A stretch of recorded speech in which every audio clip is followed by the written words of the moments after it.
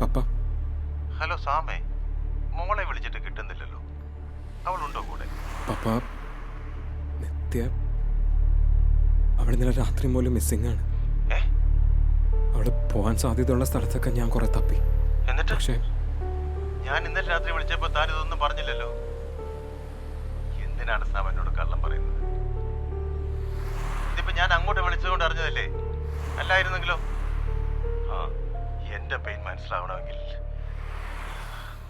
താൻ ഒരിക്കലും ഈ സിറ്റുവേഷനിൽ വരണം.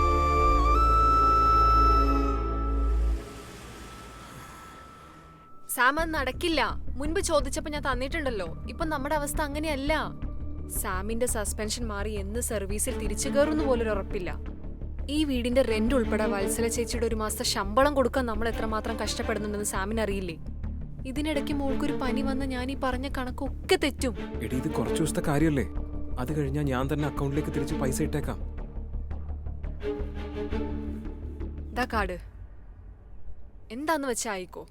ജനയെ വിളിച്ചിട്ട് നമ്മുടെ പേരിലുള്ള ഈ ജോയിന്റ് അക്കൗണ്ട് ക്ലോസ് ചെയ്തേക്കാൻ പറഞ്ഞു. കാശെടുത്ത ഞാൻ അറിയുന്നുള്ള ടെൻഷൻ വേണ്ടല്ലോ. പിന്നെ അക്കൗണ്ടിൽ കിടക്കുന്ന കാശിന്റെ അച്ഛൻ്റെയാ, അല്ലാതെ സാമിന്റെ സേവിങ്സ് ഒന്നുമില്ല. നിന്റെ തന്തയുടെ കാശ് എനിക്ക് വേണ്ടെങ്കിലോ നീ തന്നെ വെച്ചോ. അങ്ങേറെ ചാവടക്കിനെടുക്കാം. കേട്ടോടി കഴിവറ മോളെ.